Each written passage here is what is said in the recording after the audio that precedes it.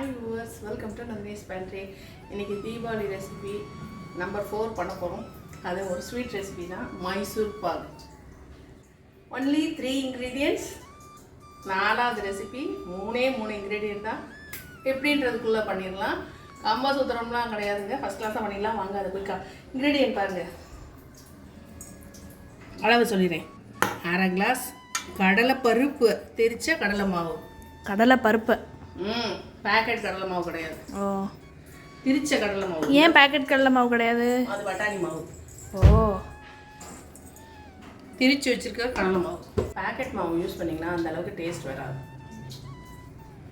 இப்போ ஃபஸ்ட்டு சொல்லுங்கள். அரை டம்ளர் இதுனா அரை டம்ளர் கடலை மாவு, 1.5 டம்ளர் ஜீனி, 1 டம்ளர் நெய். இவ்வளோதான் இன்க்ரீடியன்ட். இப்போ வாங்க அதை குயிக்காக பண்ணிடலாம். 1.5 டம்ளர் சுகரை சேர்த்துட்டு, இதனால் சுத்தமான சுகர் தான், இதுக்கு முங்குற அளவுக்கு இதில் கொஞ்சம் தண்ணி சேர்த்துக்கலாம்.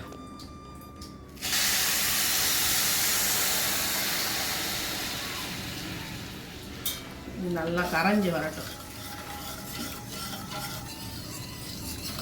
இது வாயில் போட்டோடனே கரைகிற மாதிரி டேஸ்ட் உள்ளது தான். கலர் வேணும்னா நல்லா கொஞ்சம் அப்படியே அந்த இறக்கி விட்டு அந்த சூட்டிலே அது உள்ளே வந்து கொஞ்சம் லைட்டாக ப்ரௌனிஷாக ஆகிடும்.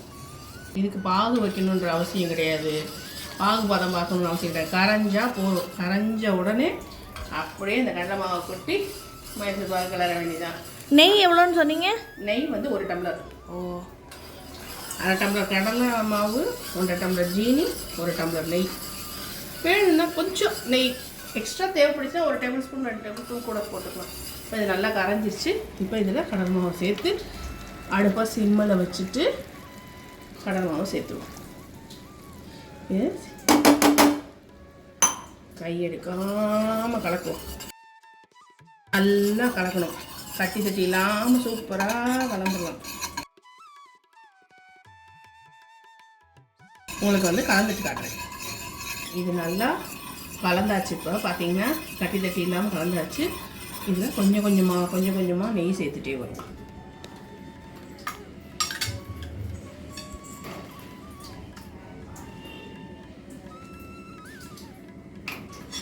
முதல்ல 1 டேபிள் ஸ்பூன் அளவு விட்டுருக்கேன். இது வந்து இதில் நல்லா இதாகி வரும்.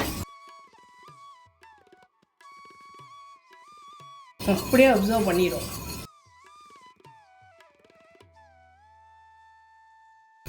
சூப்பராக பண்ணிடலாம் குயிக்காக. இதில் நெய் தடவி வச்சுப்போம் ரெடியாக.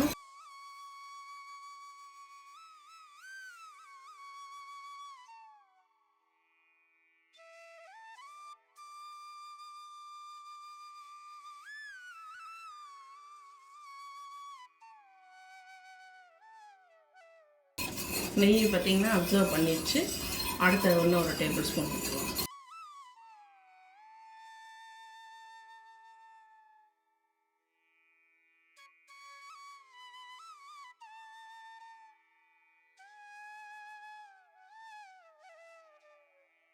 அடுத்து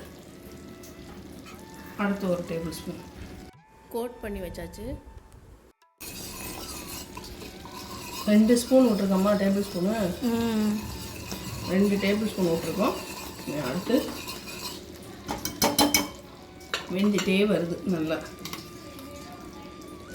3வது டேபிள் ஸ்பூன்றது நிறைய பிடிக்கும். கிட்டத்தட்ட நான் 3 ஸ்பூன் அளவு. ஓ, 3.5 ஸ்பூன், 4 ஸ்பூன் பிடிக்கும்னு சொன்னேன்ல, ஒரு 3.5 ஸ்பூன்.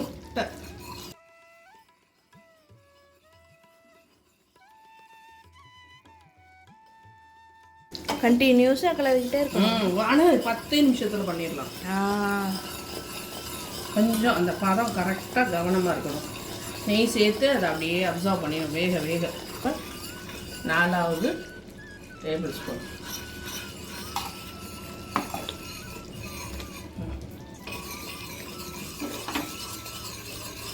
இன்னும் நல்லா இப்போ தான் வேக ஆரம்பிக்குது.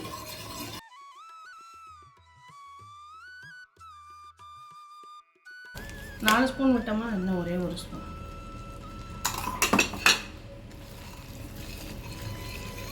இப்போ நல்லா வெந்து வர ஆரம்பிச்சிருச்சு.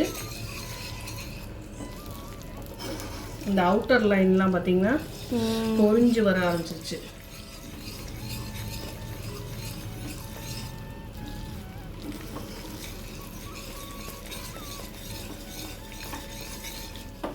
ரொம்ப கிட்டத்தில் பார்த்து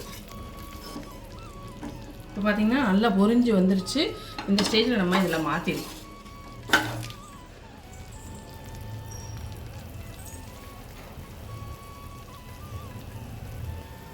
நெய்யை கொஞ்சம் இதில் க்ரீஸ் பண்ணிவிட்டு லெவல் பண்ணி பயங்கரமாக சுடு. அதுக்குள்ளேயுமே அது செட் ஆக ஆரம்பிச்சிச்சு. பீஸ் போட்டுருவோம். ஆறிடுச்சுன்னா நமக்கு இம்மிடியட்டாக பீஸ் போட்டுருணும். கொதிக்குது இது கொஞ்சம்.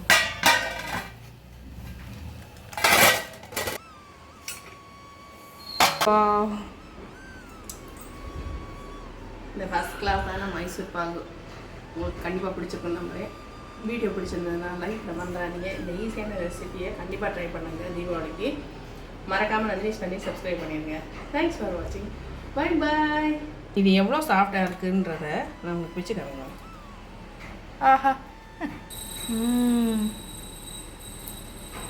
கண்டிப்பாக ட்ரை பண்ணி பாருங்கள். ரொம்ப சாஃப்டாக இருக்குது, ஈஸியாக உடையிறது. இன்னும் எக்கச்சக்கமாக நெய் இன்னும் விடலாம். அதாவது ஒரு கிளாஸ் நெய் அளவு அதுதான் போதும். இதுவே நமக்கு திகட்டிடும். ஒன்று சாப்பிட்டாலே டேஸ்ட்டுக்கு நான் கேரண்டி. கடையில் வாங்குகிற மைசூர் பாகு வந்து நாக்கில் டேஸ்ட்டாக இருக்கும். ஆனால் அது செய்யும்போது கண்டிப்பாக அவங்க மைதா மாவு சேர்க்குறாங்க. நான் இது வந்து கடலை பருப்பு நான் வீட்டிலே ரைஸ் மில்லில் திரிச்சு வச்சுருக்கேன். நான் கடலை பருப்பில் அந்த கடலை மாவில் தான் நான் செஞ்சுருக்கேன். நான் கண்டிப்பாக இதை ட்ரை பண்ணி அதுக்கே இது டஃப் கொடுக்கும். இது நல்ல டேஸ்ட்டாக தான் இருக்குது. அது வந்து சாப்பிட்டோம்னா திகட்டிடும். இதை நம்ம 2 கூட சாப்பிட்டுக்கலாம், நமக்கு ஒன்றும் ஆகாது. ப்ளஸ் வந்து என்னென்னா அது வந்து மைதா வேறு ஹெல்த்து. கண்டிப்பாக இந்த ரெசிபியை ட்ரை பண்ணி பாருங்கள். வீடியோ பிடிச்சதுன்னா லைக் பண்ண மறந்துடாதீங்க. பாய்.